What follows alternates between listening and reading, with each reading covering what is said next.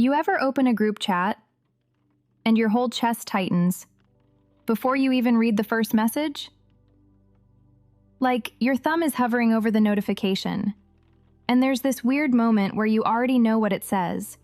You already know who it's from, and you already know exactly how you're going to respond. With nothing.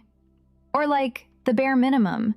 A "that's crazy," or a heart react. Maybe a OMG, if you're feeling generous. And here's the part that keeps playing in my head. I don't feel bad about it anymore. I used to.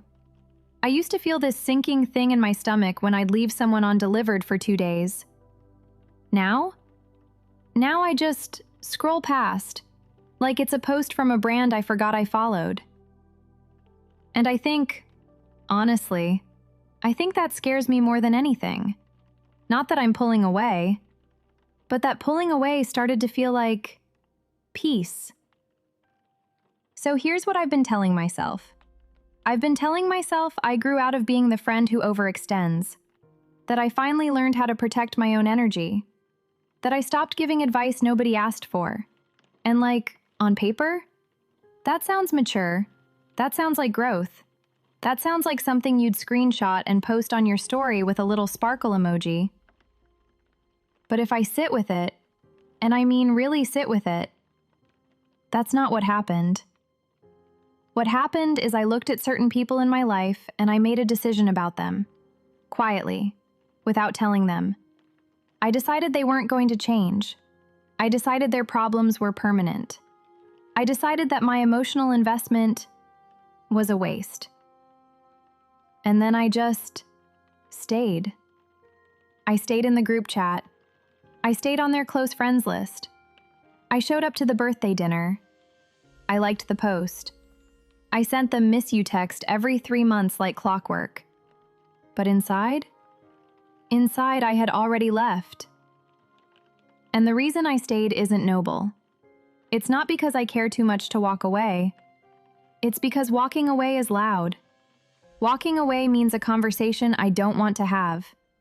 It means someone asking, "Wait, did something happen?" It means being the person who left. And I don't want that label. I would rather sit in a dead friendship than be the one who killed it on the record. So I keep them, like a subscription I forgot to cancel, like a tab open in my browser I'll never go back to. They're still technically in my life, but I've moved them to a folder in my brain labeled, "Not worth the effort." And I smile at them, and I check in just enough so no one can say I ghosted.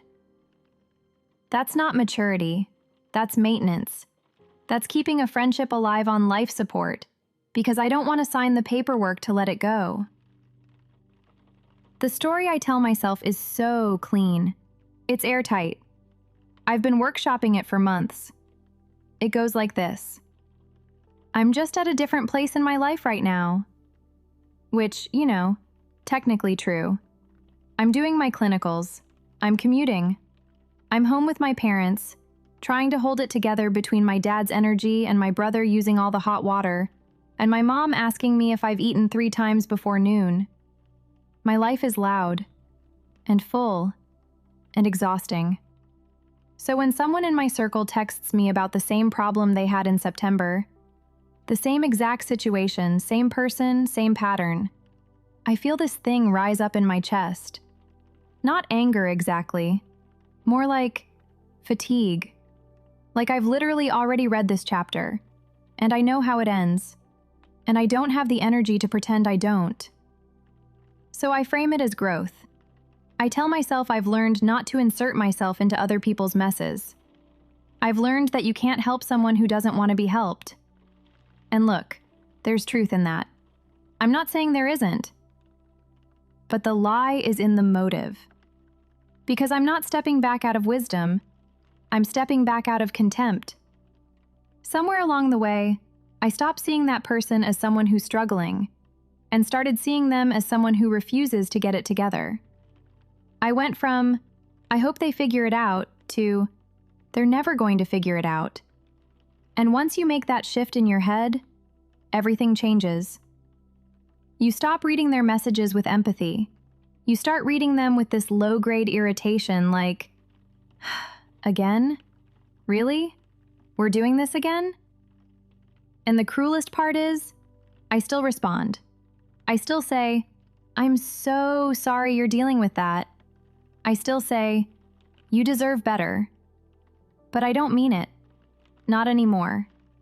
Those words come out of me like an auto-reply, like a form letter. And they have no idea. They think I'm still their person. They think I still care the way I used to. And maybe that's what makes it worse than ghosting. Because at least when you ghost someone, they know where they stand. What I'm doing is letting someone believe they have a friend. And they don't. They have an audience member who's waiting for the intermission to leave. I convince myself this is the kind version, that sticking around, even empty, is better than the alternative. But honestly, that's just a story I tell, so I can keep avoiding the hard thing. And you know what nobody talks about? What this actually does to you. Not to them, to you. Because holding a dead friendship in place takes more energy than you think. You don't feel it right away. It's not dramatic. It's not a breakdown in the parking lot. It's smaller than that. It's the way your jaw tightens when their name pops up. It's the half-second pause before you open the message. It's the way your body already says no before your brain constructs the polite response. I started noticing it during clinical rotations. I'd be at the facility, 12 hours on my feet, and I'd get a notification. And my first thought wasn't, oh, I wonder what's going on. My first thought was, I do not have the bandwidth for this. And I'd lock my phone and slide it back in my pocket. And I'd feel this weird mix of relief and guilt. That would just sit in my ribs for the rest of the shift. And it bleeds into everything. It bleeds into how I show up for the people I actually still care about. Because when you spend all day performing friendship with people you've quietly written off, you start running out of the real thing. The patience, the curiosity, the willingness to just listen without calculating whether it's worth your time. I caught myself doing it with my mom the other day. She was telling me about something that happened at work, some situation with a coworker, and I realized halfway through that I'd literally already tuned out. I was nodding, I was making the right sounds, but I was somewhere else. And I thought, when did I start doing this to people I actually love? That's the cost nobody warns you about. You practice being emotionally absent with the people you've given up on, and then that muscle gets strong. And then you start using it on everyone. Your brother says something vulnerable at dinner and you just let it pass. Your friend from clinicals tells you they're struggling and you think, that sounds hard, but you don't feel it. You become this person who's technically present, but spiritually checked out. And you can't figure out why everything feels flat, why nothing really hits anymore, why you can go weeks without a meaningful conversation and not even notice. It's because you trained yourself to disengage, one dead friendship at a time. So I've been thinking about this differently lately, and I don't have it figured out. I want to say that up front, because I'm not standing here pretending I fixed something.